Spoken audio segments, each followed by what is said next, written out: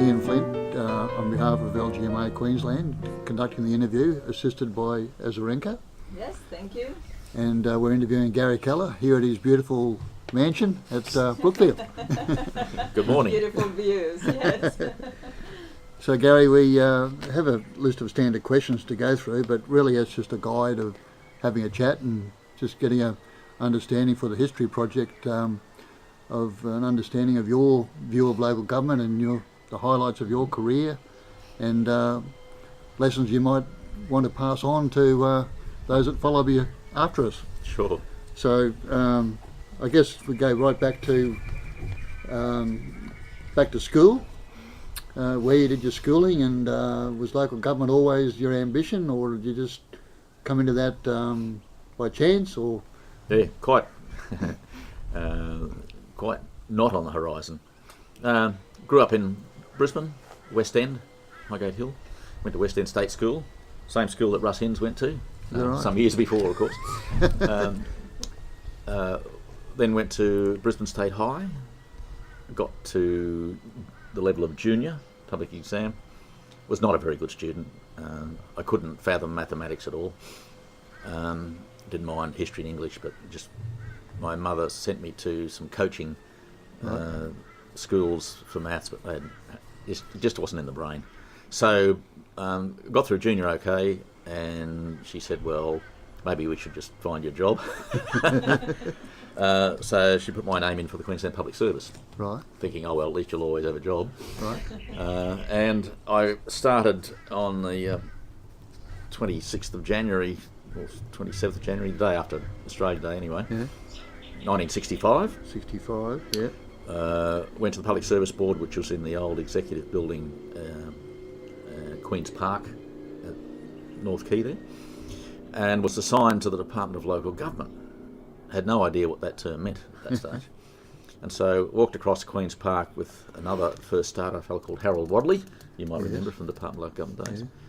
Yeah. Harold was assigned to the Department's records area, and I was assigned to the water and sewage So section. what age were you? 15 years of age. 15. Right. Wow. It's amazing, isn't it? That's young. Yes, it was. That's how you So, start the career. So sorry, just to clarify, what was your date of birth? 31st of October 1949. Okay. Okay. So I didn't know what I was in for. I said, okay, public service, you do some work and you get a pay. My first job, the water and sewage section in those days was overseeing the new industry for local government, which was the rolling out of water supply and sewage infrastructure. Mm-hmm. Sewage in the 60s was not necessarily widespread around the state. There was a very significant capital works subsidy scheme that the department administered, where councils could get 40% subsidy on their capital works for water and sewage. So the department was providing design and technical support. It was approving schemes. It was then getting subsidy claims in and authorising the payment of subsidy. They also had an inspection regime where technical inspectors inspected water and sewage fittings, such as rubber jointing rings for earthenware pipes. So my first job, I was sent out to a store under the Story Bridge to help the inspectors, and they would look at this mountain of rubber rings, and they look at every rubber ring to find any blemish in that which would affect its sealing capacity. And then my job was to take a rubber stamp and a white ink pad and stamp every rubber ring, having passed the inspection. And I said there were mountains of them. So after a couple of weeks, I really got a bit tired of that. That wasn't what I thought work was about.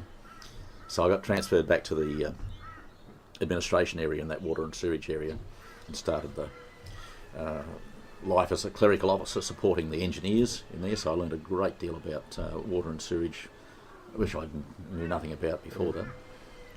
Worked with people in those days, names that would become familiar later on, to Arthur Mule, who was in water and sewage, then became planning in the Department of Local Government.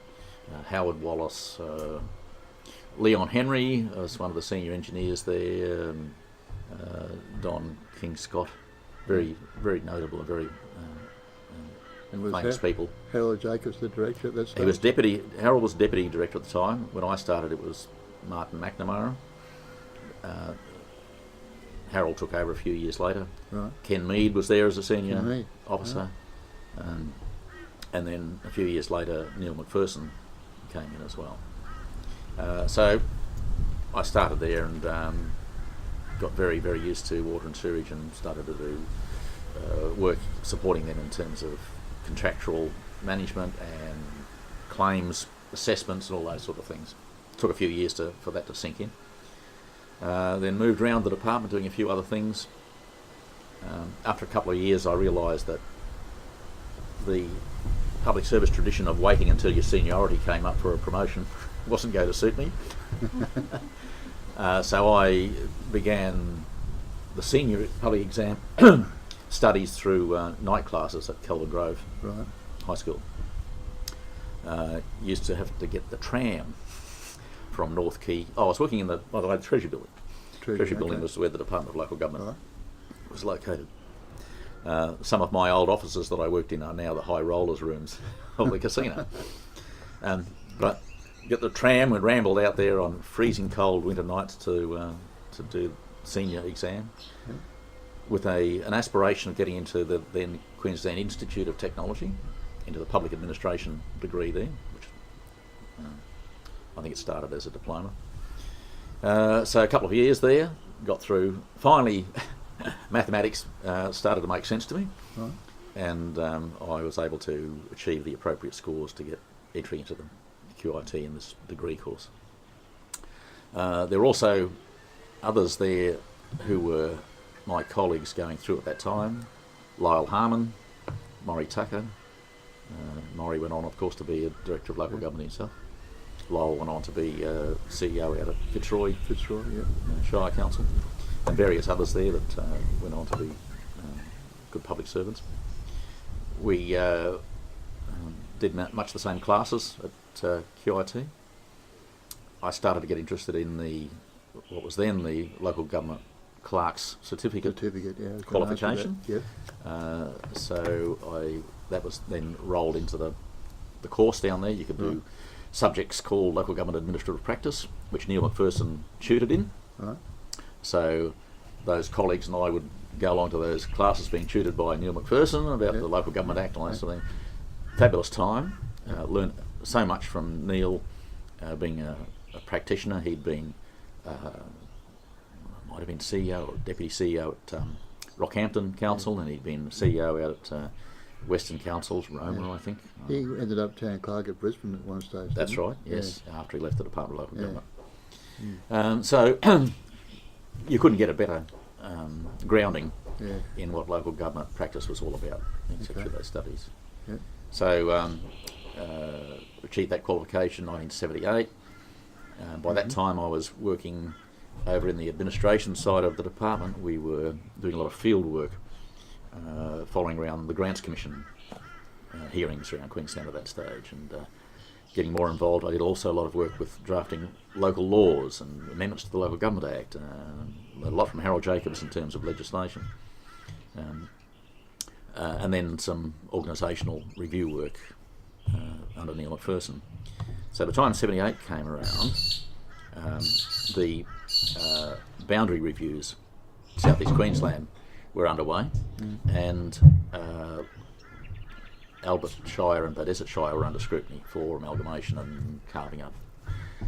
So a project team of Neil McPherson, Maury Tucker, Lyle Harmon and I put together the new Logan Shire.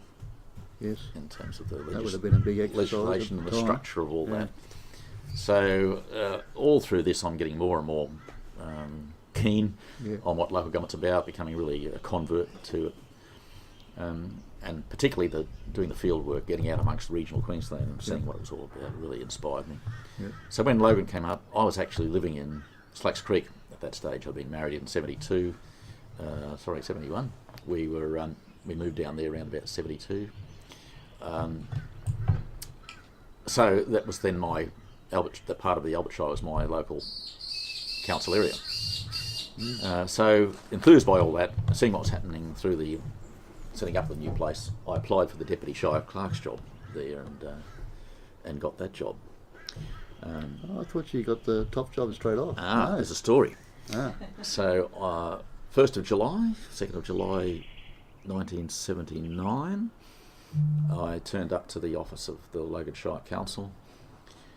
The Shire Clerk who had been appointed had not arrived because he was working at his time at, I think, Wollongong, it might have been, in New South Wales, and wasn't going to arrive for another 3 months. So I stepped in as acting Shire Clerk at that stage to an organisation that had no infrastructure, no systems, no money, no organisation. First local government to be created that way in many, many years in Queensland. And only the cast-off resources from the Albert and Bay Desert Shires. There was a separation of various parts of the organisation, and some people came over to Logan and some didn't. So there were great gaps in the organisation. We didn't have any senior accounting people. We didn't have a lot of engineering people. So the first weeks and months were just horrendous trying to put a new local government together. Yeah. One of the little anecdotes is there that some of the councillors at the time were keen to do things in a new way, and so we had no information systems, computer information systems, so they, I think Bay Desert at the time, were using a company called Computerac, which was an agency, and we secured a dedicated telecom line from Underwood to Brisbane to access this bureau, and they came down and put up receipting terminals for us.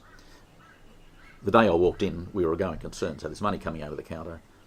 The only senior person there was a senior rates clerk, senior rates clerk, and I said to them, so what are you doing for financials? They said, what do you mean? I said, what have you got for books of account? They said, what do you mean?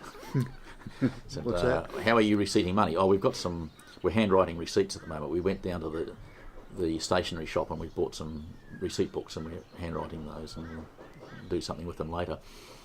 I said, okay, we've got 100 personnel coming over from the other councils. What are we doing about payroll? They said, what do you mean? I said, when is the pay due? Oh, another fortnight. So, well, what are you going to do about that? So, we don't know. So I said, I think there's this mob called Computer Pay that you can, it's a bureau that you can go and get them to come into. Maine Nicholas were running it, I think. Go and see them. What about the books of account? Well, we haven't got anything. I said, have you ever heard of Kalamazoo? Listen, no. I said, okay. Pick up the phone, get those people. So all that was happening. Yeah.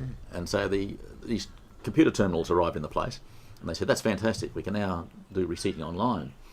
So it had all these people, and a rate levy had just been put out. So there was this people coming in to pay rates, and the operators would punch in the appropriate equipment. We had some files over from Albert and Bay Desert Shires.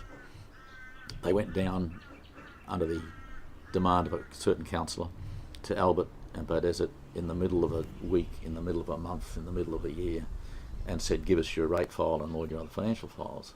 They were warned at the time that meant it wasn't balanced and it could be. They said, no, give it to us, we want it now. So they took both of those files away, took them up to Computerac and merged them. Oh, right. They were different formats. One was an ICL format and one was this Computerac format. And we spent the next 10 years trying to clean up those files. So the operators would put in a code, the rate notice would come up, they would take the money, they would create a receipt, and they'd push the send button, and it had a 1 minute response time.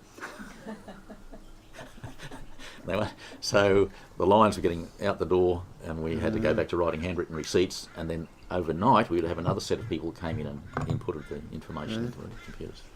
Anyway, I digress. Talk about a hands-on initiation to local government. Yeah. Wow. So, and there were many things like that. There was no money to speak of. We couldn't get loans because the council didn't have a track record, didn't have a credit rating. Yeah. So we were able to get, Westpac finally gave us an initial $1 million loan at least to keep the workforce. There was a real prospect that by the end of August, we were not going to have enough money to pay the workforce, and we would have to stop the maintenance and construction programs.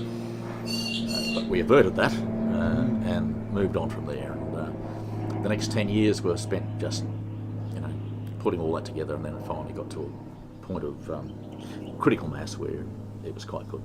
But those years were a struggle. The politics of the place were pretty strong. Yeah. The 82 to 85 council was one of the worst we'd seen around the place. Who was the mayor then? It started off as Glenn Shaler, and then it went to Fred Huntress. Yeah, Fred. And Fred died in office, didn't he? Well, no, he's not out of office, but Yeah. he had a stroke, and he was debilitated right up to for the whole term. They kept it quiet, and he got elected on the basis of his name, but was not able to really function properly for all of that term. That was actually the next term. That was in sort of 85 to 88. Yep. The 82 to 88 one was interesting because in those days the mayor was elected from within the number of councillors. Oh, okay. And there were 5 Labor and 5 others. So there was a deadlock right from the first go, and they couldn't agree on a mayor to be elected.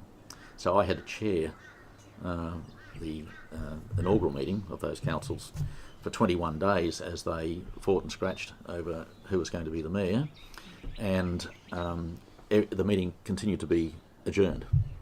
So for 21 days, the same meeting got adjourned every day, and they met just about every day, including on a Sunday, to try and work out a compromise. And eventually, the minister, again Russ Ince, had to step in, and at the end of the 21 days appointed Glenn Shaler as the mayor. So for the rest of that term, any significant decisions of that council rested on the casting vote of the mayor. Jeez. So, Interesting. Anyway, it just kept, the place continued to grow, and it was always going to be, a good place. That's a credit to you. What it ended up. Well, not me. After 10 years the team on. was excellent. We had. There's one important piece there. I went in as acting Shire Clerk.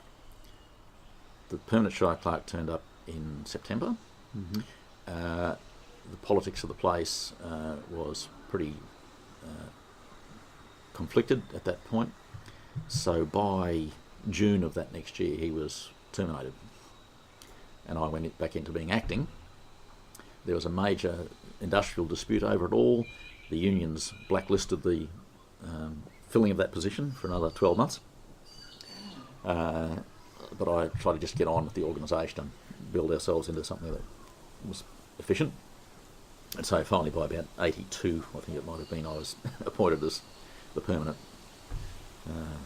executive at that point.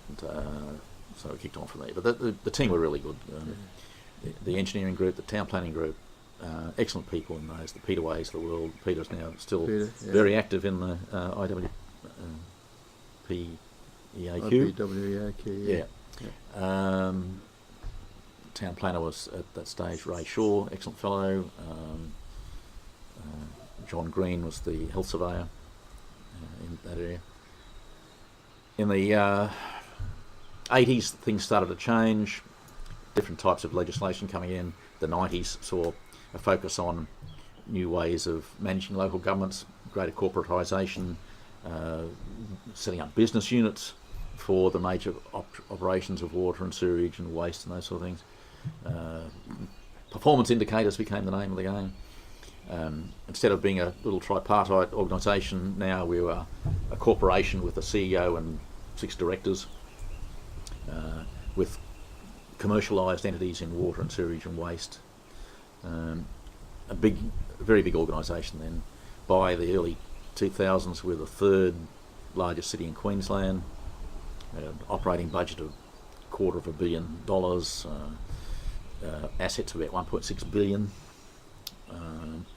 and about 900 staff. So, so that was going on. Towards then the early part of the 2000s, it became obvious that there was going to be another round of amalgamations, and I had a employment contract coming up for renewal 2005. I judged that Logan would be a candidate for this boundary review coming up. The place was smoothly running. I felt I didn't want to go through another number of years of that sort of turmoil that I'd been through in the early years of Logan. Can't blame And you. that I'd be happy to hand over to a younger person to go through all the conflict and regional dispute and stuff that goes on with amalgamations, as it turned out to be. So a friend of mine convinced me that I had enough background to go into the consulting game, which allowed me to still work in my beloved local government industry and be able to then give something back, I suppose, into the local government sphere. So I set up Reinforcements Management Consulting. What year was that? 2005. And straight away got working on the size, shape and sustainability program that the LGMA Qld were running at that stage. Yeah, funny that. So that worked out quite nicely. It was a really good transition for me because it allowed me to get into that sort of field without being at the pointy end of all the shenanigans. And as you know, that size, shape and sustainability program morphed into the amalgamations around Queensland. Yeah. So there was State government took it over. there was good work after that for my company in supporting councils in their managing change from that. Particularly, really enjoyed getting out into regional Queensland again, working with the smaller councils, particularly those who just didn't have the resources to do a lot of the things that were required. Yeah. So that's been, again, part of the mainstay of my business now for the last 13 years. Is And you're still regional. going strong. Still going strong. I've now, as you know, for some years, for 4 or 5 years, I've had Graham Webb in as a colleague working with me now. Graham had just come off a stint as policy advisor to the Minister Crisafulli at the time. He also lives nearby here, and I saw him in a shopping centre one day and said, "What are you doing here in the middle of the week?" He said, "I don't have a job anymore." And I said, "Okay, we can fix that." Fair enough. And that's been really good. So we're still moving on. It's not high-powered, high-pressured career anymore. We work on the basis of taking on jobs that we like doing for people, and we don't have to take on major or demanding roles that we don't want to. So, but we still like giving back to the industry. Yeah. Yeah. And of course, in 2017, last year, I received a phone call from the CEO at Ipswich Yes. following the resignation of Mayor Pasali at this stage, asking if I'd undertake a governance review for them up there, given the things that had occurred, which I happily agreed to do. Who was that? Who was that then? Jim Lindsay. Jim Lindsay. Yeah. So I spent a month assisting them in identifying areas of improvement in their whole governance framework there. Presented that report to a council meeting, and unfortunately the next day Jim was no longer with them as well. So a week after that, the new mayor rang me. There'd been an election to fill Pasali's role, asking me if I'd come in and perform as acting CEO, principally to implement the recommendations out of that governance report, which I was happy to do. That turned out to be a much more challenging role than I had anticipated, and you'll be aware of the courage of that ever since. Yes. So I was there from October 2017 to May of 2018, by which stage I had implemented the 19 major reforms that I'd set out to do. I had, once I got in there, discovered some other things that needed attention. I commissioned some major reviews into certain commercial decisions that had been made by the council, which required looking at. That resulted in some significant changes and the prospects of some multi-million-dollar savings out of making changes to that. Settling the organisation down, it was still in great turmoil. The CCC were investigating a lot of allegations concerning corruption and misconduct. So the organisation was in considerable turmoil. They needed a bit of quiet leadership, which we, through the executive team and the strong support of some really good people there, we managed to settle that down. So they were in shape by May of that year to May of 2018 to recruit a new permanent CEO who's in place now. So I happily walked away from that to have a deserved holiday and get back to reinvigorating reinforcements again. Right. That's a That brings pretty you up to good date. Wow. snapshot of a great history. Pretty impressive. And But, the good thing is that you're still active, so Yeah. you can actually see the progress of how things were done in the past and how they are done today. What's the main difference that you can see?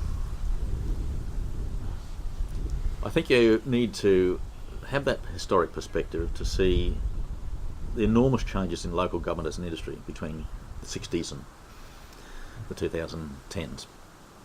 The 60s, 70s, pretty much stable, following on from post-war local government, progressive improvement, but not a lot of change.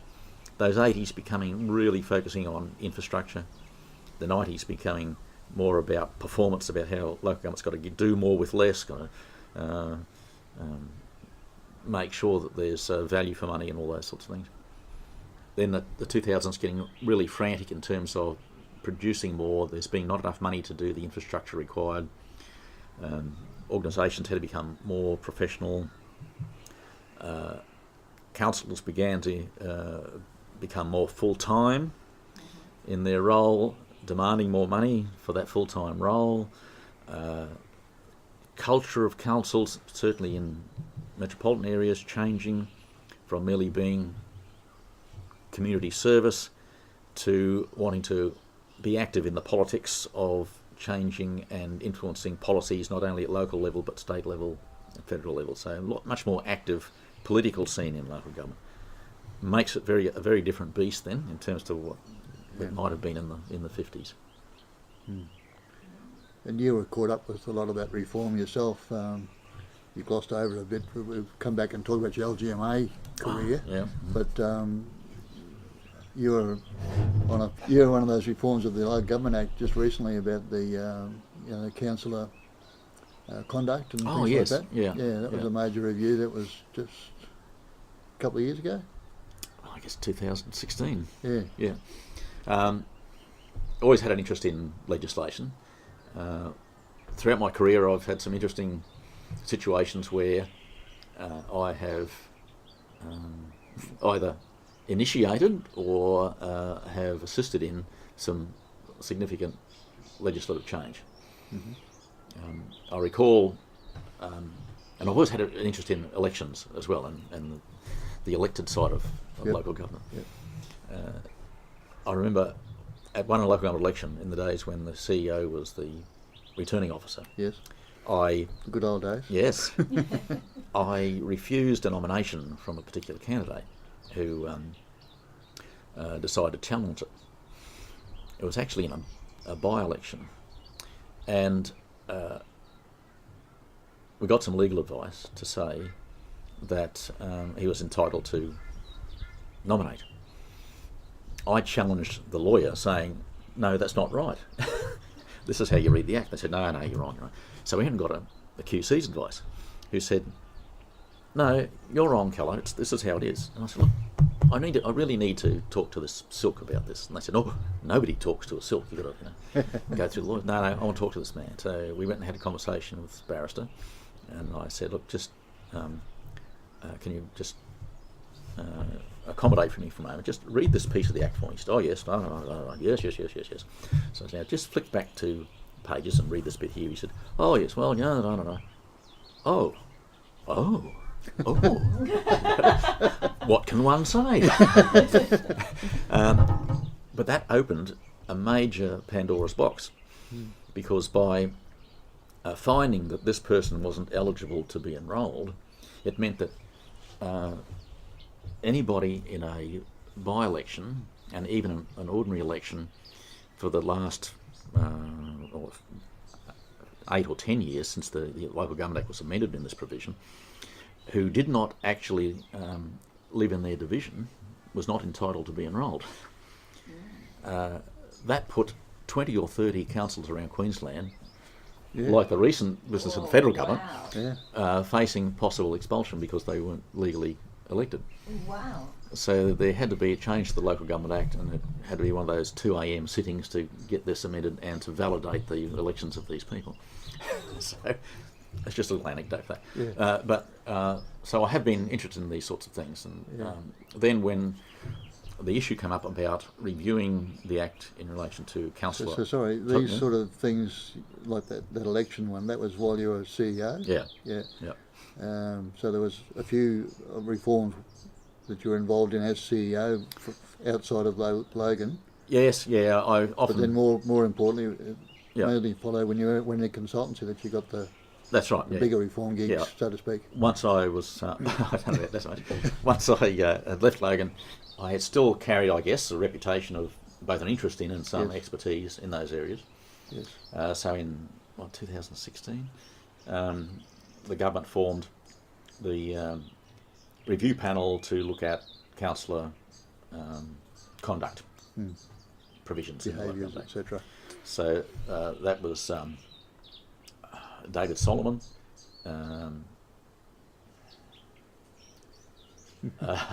former mayor of Noosa, Noel Playford. Yeah, Noel Playford. And a consultant called Graham Sansom, who's well-known for Local Government around Australia. And yourself. And myself. So there was quite a few months spent researching all of that, taking submissions from the industry and from public to, again, develop a whole new piece of legislation around all that. And it's just coming into force now, of course, with a new tribunal being set up and new procedures for councillor conduct review. Overdue.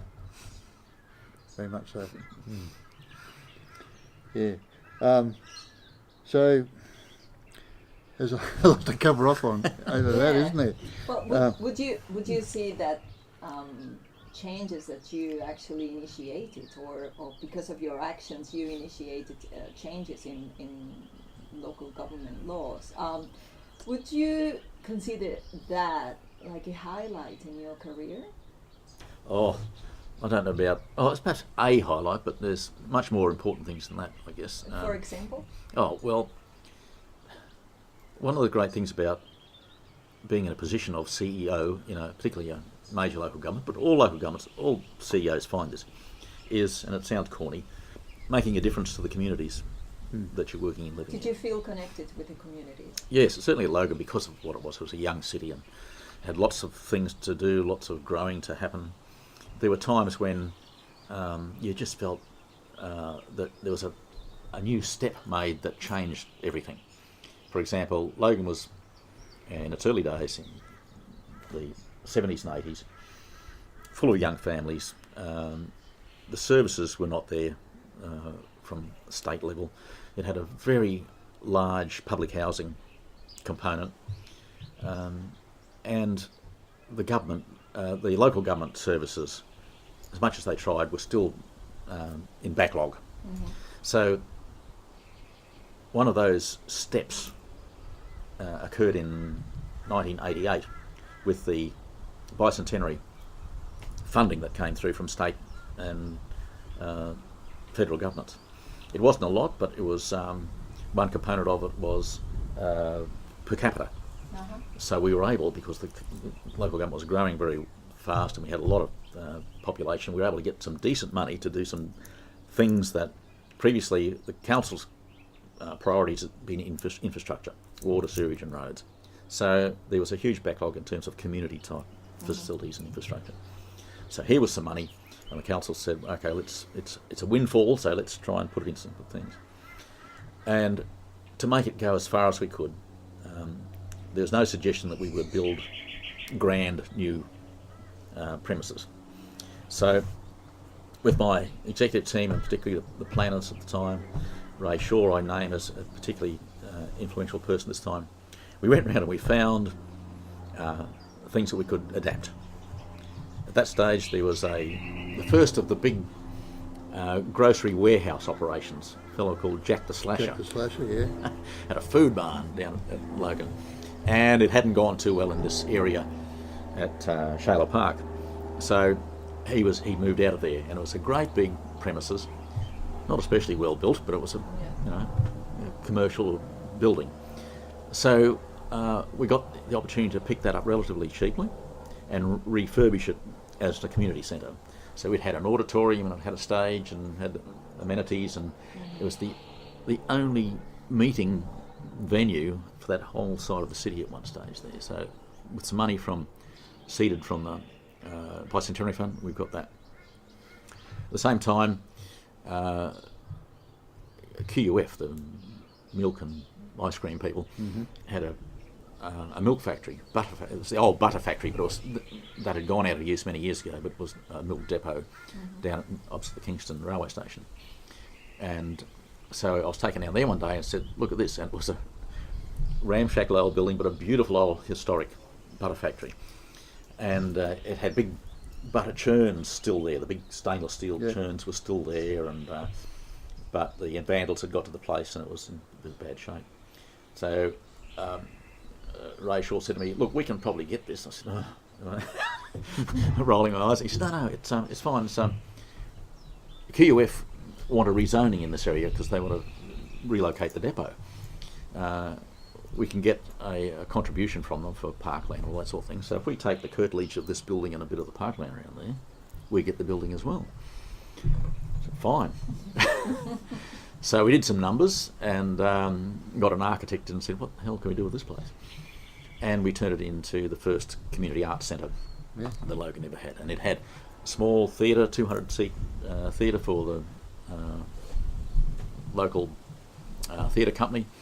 It had a small ballet school area, had a function room, a number of function rooms, small meeting rooms, I should say, rather than function rooms, and then the broad atrium that was used for functions as well, and the big concrete loading dock at the front provided an outdoor stage for events in the parkland. So again, a few dollars, that sort of thing. So there's about 3 or 4 of those things all in the same year, and all of a sudden the community had made a great leap forward in terms of the facilities available to them. That sounds like a big contribution. Significant contribution. So as well as developing the Logan community, you also were very good at developing the organisation itself and the careers of a lot of people, and you're still well regarded as a leader in local government management, and a lot of people aspire to be Gary Kellar. So be careful what you wish for. Are there any memories of over your time of that are particularly highlights for you? I guess 2 levels. One is within that organisation, the Logan organisation, wonderful people. In the early days, we just had to pull together. There was just no way you'd survive that unless the team was really good. And I remember the first few Christmas parties. It was the camaraderie was really good, and there were no divisions in hierarchy at all. Everybody was totally fraternal. You talk in the past. Yes, What's happening now? Yes, I took my days. But a lot of that would be. I think that still happens. That's due to yourself, though, and the leadership that you provided. Well, I'd hope so, but not only myself, but the executive team, all through there. There was a culture built of everybody having to pitch in. The first culture's important. It's very underrated. And everybody, thing. executive team, rolling up your sleeves and getting down and doing things. In the first year, the rate notice couldn't go out except everybody sat around the table. All executives sat around the table, folding rate notices, putting them in envelopes and sealing the envelopes. Yes. As simple as that. Things like that. But people see you. Getting your hands dirty is a big thing. Being part of the team. Yeah. And I know Peter was the same. We would go out around the workforce. I'd try to go out, certainly in the later years when things settled down a bit, at least every couple of months, and we'd go out on the work sites and talk to people. At Christmas time, you go out, and I remember one Christmas going onto a work site with the guys who were working. So just come here to wish you Merry Christmas. He said, one bloke said, yeah, well, where's your bloody prawns? So Peter and I went back the next day with a bag of prawns and sat down there with them at morning tea and had their prawns. But yeah, that culture was really important, and even after I'd gone, Chris Rose followed on from me and maintained the same sort of. Do you think we lost that with technology now? That you can't have that sort of person-to-person relationship? It's more about used to be? more about the size of the organisation. The bigger it gets, the harder it is to. Remember this day? I'll have to talk to Mr. Tosh about that. He's not supposed to be young. But I'm happy that you brought that up, because it seems that now councils are getting bigger and bigger, and the staff is not so close knitted. Would you say that? Yeah, I noticed at Ipswich when I was there that there wasn't what we used to call the social club. And in the small organisations that's easier, and even at Logan, when it got larger, they still had the broad nature of a social club, but they had divisions of it. Yeah, still had a basic morale there. And there was a canteen that you'd go down on a Friday night or whatever, and people could from all sections could come down there and catch up. I don't see that happening a lot around the place these days. I don't know whether it's still that way at Logan, but there were some people who were driving that. My former executive assistant, Karen Tattersall, was wonderful at that sort of thing. Another little anecdote, we had a major storm there in the early 2000s, and there was flooding in Beenleigh and lots of things, and they just before knock-off time, and the central switchboard was going crazy, and I went down and was talking to the staff down there about those things, and they were under a fair bit of pressure. And it looked like they needed a hand, so I rang Karen up, who's a wonderful social creature, and said, look, the girls down here are a bit stressed, do you think you can come down and help them out? She said, shall I bring a bottle of wine? I said, no, they want you to work the switchboard. Because that's part of their well-being. Yes, that's right. So, the staff to be looked after, and not only to connect with the communities outside council, but also that sense of connection within the team can bring wonderful things together, I guess. Is that an important part of look, it really is. Policy? The traumatic experience at Ipswich in recent months, and when I was there was a major event, which I won't go into, but caused enormous trauma I know what you're talking about. in a particular sector, well, across the organisation, but in this particular section where a person worked. And for days it was a matter of sitting down with those people and talking to them, even crying with them over this. And it was really important at that stage to be down there with those people and just to go down for the morning tea and sit around and let them emote about those things and let them know that there are other people in the organisation who really understood and cared about it. Those sorts of things. And, it becomes a big family. It does, yep. And then just moving on to that wider scene then, which is the industry, local government managers. Which is what I was going to get to. And again, part of the greatness of my time is the wonderful fellowship that has been presented through that area, and I think that's changed a bit over time as well, I've got to say. But you grow up with these people. There's two sets. There's those people that you see as your mentors and your role models and those sort of things, who might be the generation before you. And in my case, it was the Stan Fursmans and the Rolly Edwards and the Bill Millses and Keith Stuckeys and people like that. Charlie Grant. Charlie, and so you learn from them. They were enormously generous with their time, great mentors.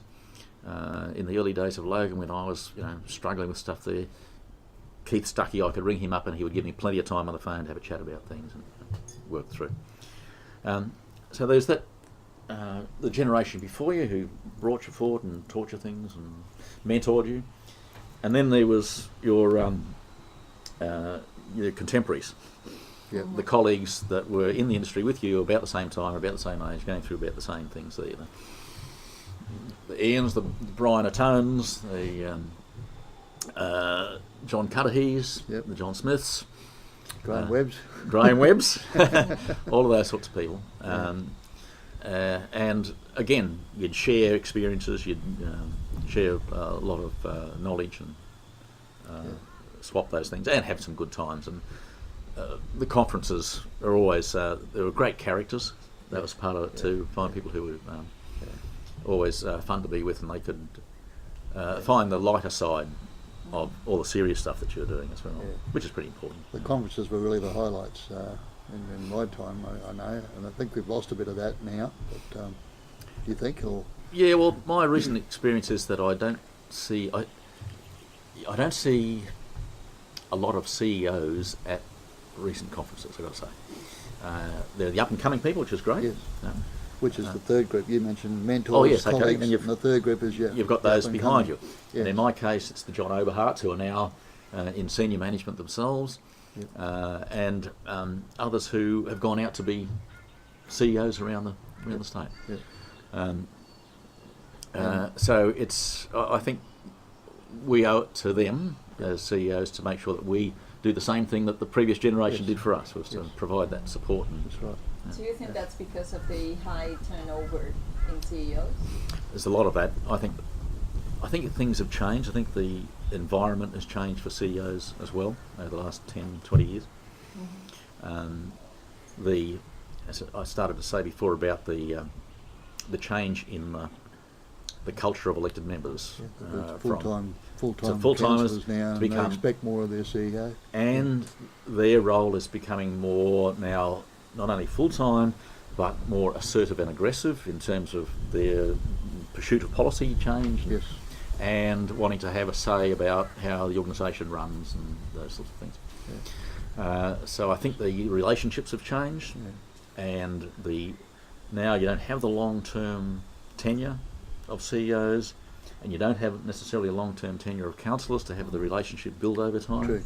So the short-term nature of all that has changed how we treat one another and how we think about things.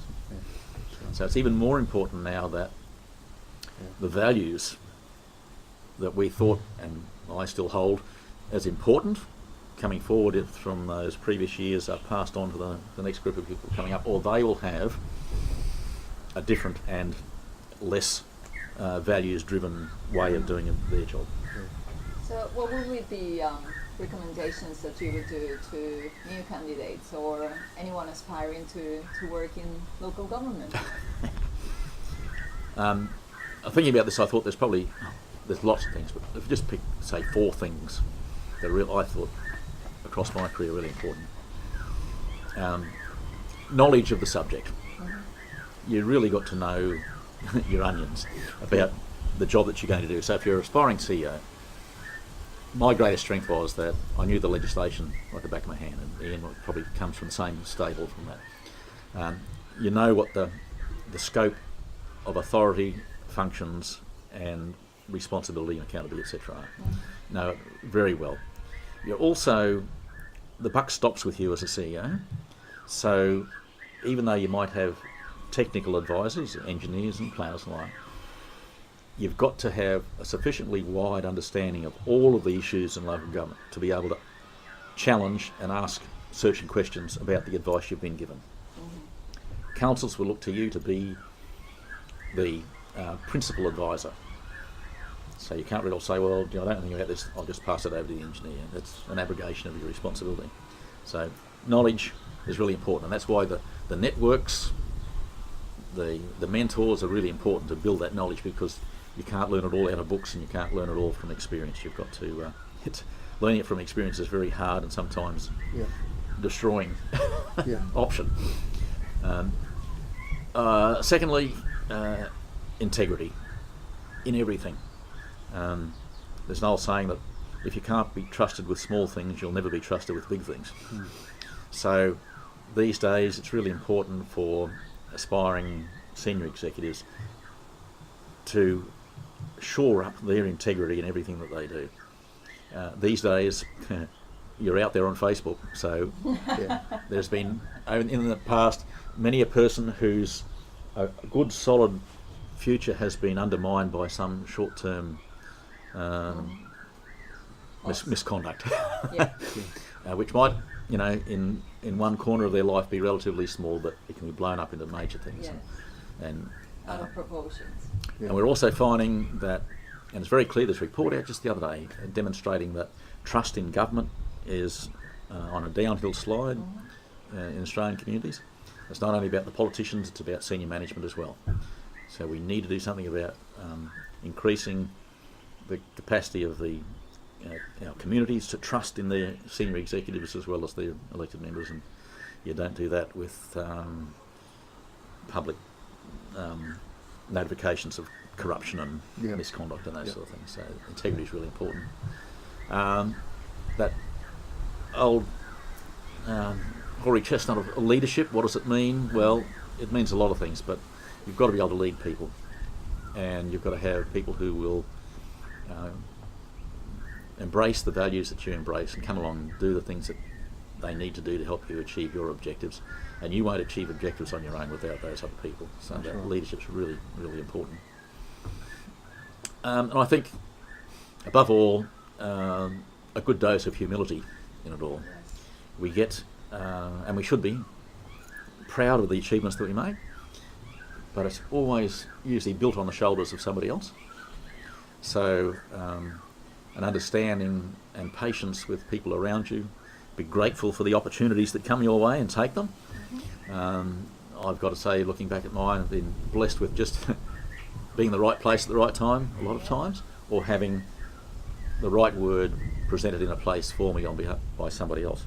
So grateful for those opportunities, respect them when they come along, don't muck them up, and always be grateful for those along the way who have helped you with those opportunities, and then pass that on to somebody else. It sounds like really That's- 4 important values. Very good. Yeah.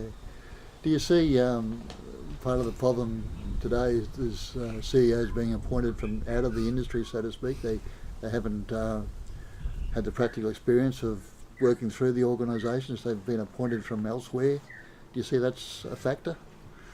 It's a factor. I don't know how big it is. A bit of new blood is always good, but I still take the view that to be successful, and certainly to hit the ground running in some of these jobs that are difficult, you need to know the fundamentals. You need to understand particularly relationships with elected members, and sometimes people coming in from outside the industry really don't have an appreciation of that, and they get into trouble really early about that. Even coming from state governments, and seen some really quality people come out of state government and local government and struggle fairly early in relation to those relationship things. Yeah. Do you still see that people are aspiring to be CEOs in the industry? I think there's a tendency of people not wanting to take top jobs on anymore. Yeah, I see that. I see people who are reluctant. They're quite happy to get up to senior executive role, Yep. but then to take that next step and take on all the odium and accountability that comes with that next step. Yeah. They're finding these days not to want it so much. But unfortunate, because that's one of the qualities. You've got to be committed, and you've got to be prepared to take on the tough jobs. Yeah. In my consulting role now, and I suppose it's where my career in local government has held me in good stead, and Graham Webb, we take on things that other people wouldn't necessarily want to take on. Yeah. Because I guess we're confident in ourselves, Yeah. but we understand how important it is to do those things and do them right. One thing I did want to touch on as you went through was the work you did with the local government manual, the journal. Oh, yes, yeah. That was you were the started that off, and I think that's how you and Trish became fairly involved as well, wasn't it? Well, actually, there's a couple of things there, if I bore you a little bit more. When I started my studies back in the 70s, I joined an organisation called the Royal Institute of Public Administration, now called Institute of Public Administration Australia. And at that stage, I wasn't eligible to join what was then the Institute of Municipal Administration, because I wasn't a practising local government clerk. but this was, the IPA had an interest in state government and federal government and local government as well. So that sort of fed my professional interest in those sort of things. They had a newsletter, which is a pretty poor sort of thing, and I went in and became honorary secretary to that group and established a newsletter for them, which I was the only, there was no staff, I was the only person that did all the administrative responsibilities for the group. So I'd take to work this newsletter and run it off on an old Roneo machine. In those days they had a barrel machine that had a wax master. You'd roll this thing around, the ink would go on it. So I'd come home with a couple of hundred of these newsletters, and we were newly married, had a couple of small kids. And I would sit on the floor in the lounge room, and the kids would sit around and we'd get them to fold the newsletters. They thought it was a game. So we'd roll and envelope the newsletters, and Trish would be doing that as well. But yes, so when I became CEO at Logan, or Deputy Shire Clerk at Logan, I was able to join the Institute of Municipal Administration, and at one of the early annual meetings there, in my youthful vigour, not knowing that there was a pecking order in the group, I got up at a meeting and criticised this newsletter that was being produced by the QIMA, much to the chagrin of the then president, who thought I was being terribly out of order, but to the great support of some others there who had thought of about this for some time but never actually said anything.